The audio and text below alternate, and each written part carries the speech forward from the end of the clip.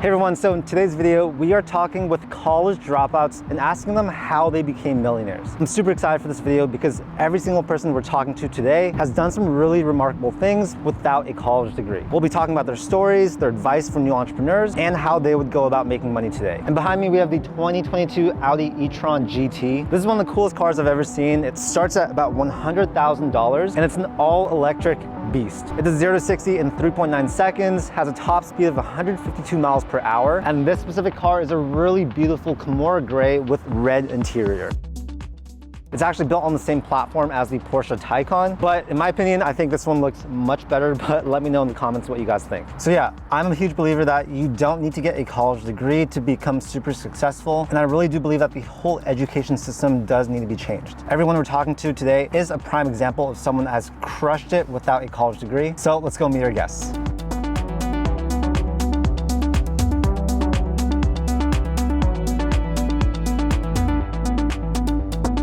What's your name, age, and what do you do? My name is Sylvia Preciado. My age is 36. I actually just turned 36. My husband and I have a real estate, a mortgage company, and a self-improvement company. My name is Michael Rashid King, but people know me as Mike Rashid, 45 years old. Essentially, I guess I am a fitness influencer. I am a professional boxer. I am a serial entrepreneur. My name is Cassandra Williams. I'm 43 years old and I consider myself an entrepreneur.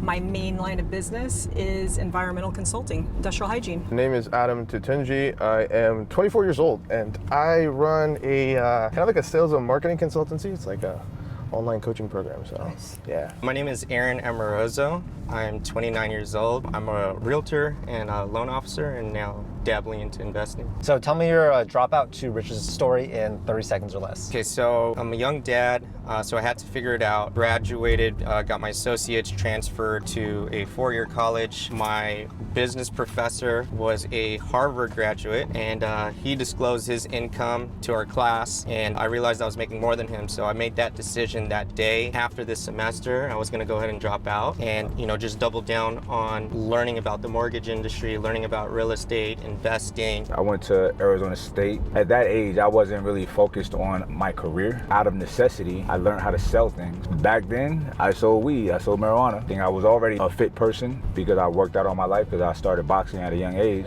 And I kind of came in with that wave that kind of created that space. So I was brought up to believe that college was the way. I went for one day, El Camino College in Torrance, and I didn't even register or anything. I had a friend that went there. I sat there for a couple of minutes. I'm like, yeah, this is not for me. So I basically left and never went back, and I just started waitressing and bartending. I met my husband, got into real estate. He was a lender, and then we started growing this company together. So I was a foster youth. I was in and out of group homes from the time I was 12 to 15. I got married at 15. I had two kids with the man that I was married to for 28 years. Put myself through high school, started to go to college for nursing, and then started a business with my husband that I became CEO, major shareholder of, and grew to a multiple 8-figure company, and started other companies with other family members that have also been multi-million-dollar successes. I dropped out of college really early. I was homeschooled my whole life, so dropped out at like 17. No idea what I wanted to do, just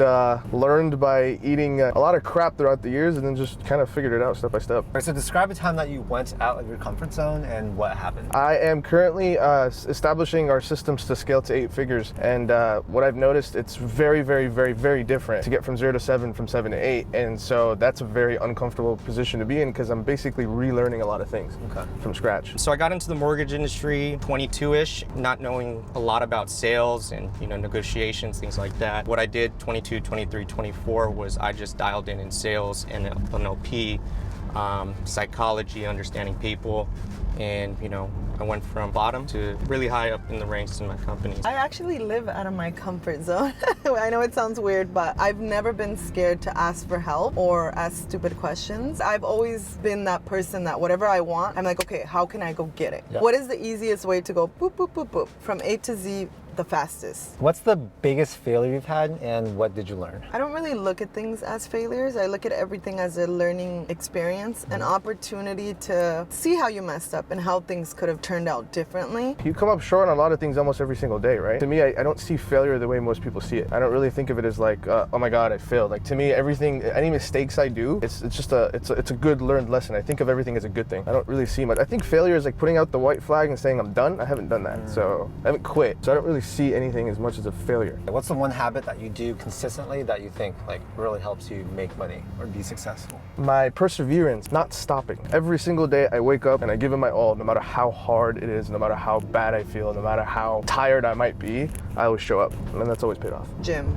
Okay. is a big one. I've always worked out, you know, even when I didn't know how to work out. So I would be like, oh, I'm gonna go for a run, and I would throw on my hoodie and go for a run. That was a workout to me. But gym, it just does something that I can't explain. That's a non-negotiable for you, right? Non-negotiable, no matter what. I'm the same way. Yeah, it just feels good. Yeah. Having a morning routine. My morning routine consists of this. I wake up early. First thing I do is I go outside and I sit in the sun. I mean, that's your mood, your happiness, confidence, sex drive, like digestion. There's so much that comes with serotonin. So I need that dump early in the morning. Okay. And then I go and sit in meditation. Short, 5 to 10 minutes. I might read a little bit, feed my dog, go to the gym, nice hard training session. And then I sit in the sauna. My business partner and I, we'll train together, sit in the sauna, and then boom, shower and start my day. Morning routines is everything for me. The ongoing pursuit of knowledge, of finding mentors and coaches, and I mean to an extreme. Like I find extreme courses to join and extreme people to learn from. I do not like comfort. Comfort and complacency is, you know, the enemy of progress and success. So I think that just that constant pushing the limits and pushing myself to be my best and surrounding myself with the best has gotten me to this point. Name a book that has changed your life. Definitely David Goggins' Can't Hurt Me. Again, he's extreme. I'm not as extreme as him, but it was inspiring, and it really made me think, like, where am I limiting myself? Where do I let comfort get in the way of success? And I mean emotional success, mental success, physical success. I love his delivery of the message because I think as a woman, like I am very vocal and a personality, and I can be intimidating in a lot. I'm intimidating by a lot of people, and the fact that he is intimidating without apology just makes my heart soar. Rich Dad, Poor Dad. Okay. Albert gave me that book when I met him. He always has had books. You know, in schools we're taught a certain thing that we don't really, you know, no offense to the school system, but it's a little broken. You know, it doesn't teach you how to make money, how to get out there and get a job, make, you know, good relationships. It's kind of things that we really don't ever use. Without a chain. It was written so long ago, but it's so relevant to now. And the book is not big. It's not a lot of pages. It's 81 like passages, insightful passages, but they're so heavy, they're so profound. I read a lot, bro. And one thing that aggravates me is books full of fluff just to have a lot of pages. Right. I don't need that. I just need the meat. And Tao Te Ching is just meat. Is wisdom. Everything you read is heavy. One of my favorite quotes from the book is, "He who defines himself doesn't really know who he is." Every time I read it, I get something different out of it. Okay.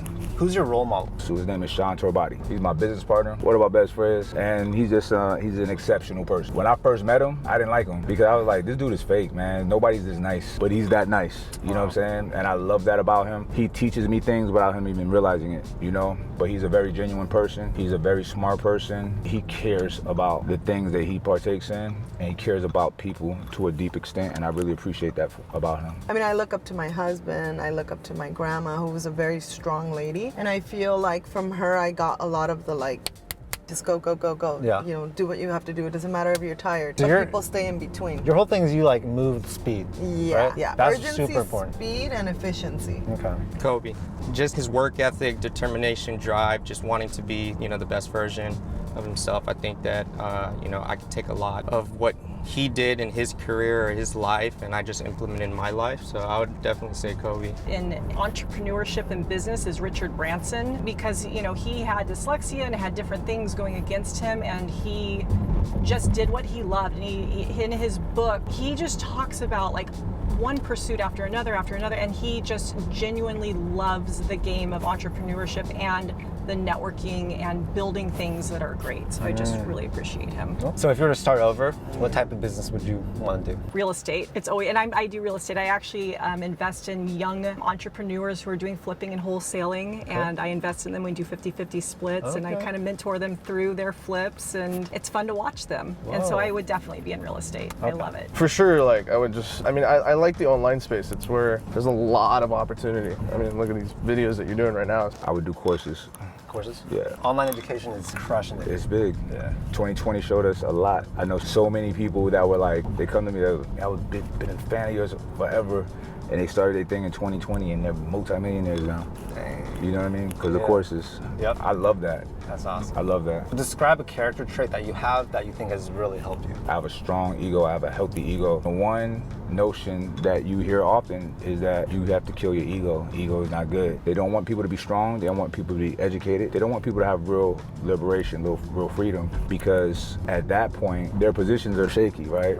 I'm confident because I am very competent and capable. If I didn't have the ego that I had, I would not take the shots that I take. I just keep going. I never stop. And I'm very much committed and consistent with my actions matching up to the things I say I'm gonna do. I feel like that's a big missing. It's easy to let yourself off the hook. Especially when you're self-employed and an entrepreneur. You don't have to be there at 8. So, you might go to sleep a little later, you wake up a little later, and then that throws off your whole day. That's actually like a superpower, right? Like accountability for yourself, because most people don't have that. They don't. Just my presence and the ability to be sure of the direction I want to go, and the goal setting, because I do a lot of goal setting. At the end of the year, I spend 2 weeks doing goal setting, and every quarter I spend 2 days reviewing my goals. And then so I think that allows me to go forth with a presence of, we are building this school, we are supporting Orangewood, we are building this business, we are going to this place or doing, and it's just without apology. What popular entrepreneurial advice do you actually disagree with, and why? The grind.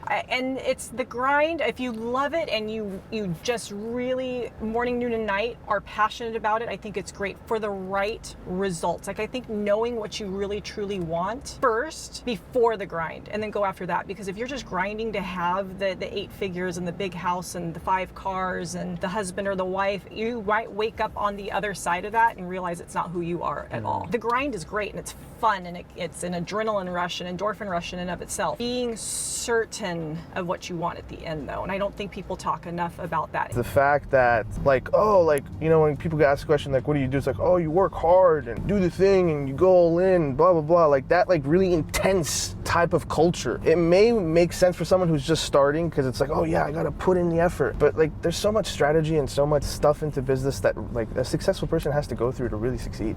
It's not just working hard. What's an activity that you think all entrepreneurs should invest a significant amount of time into?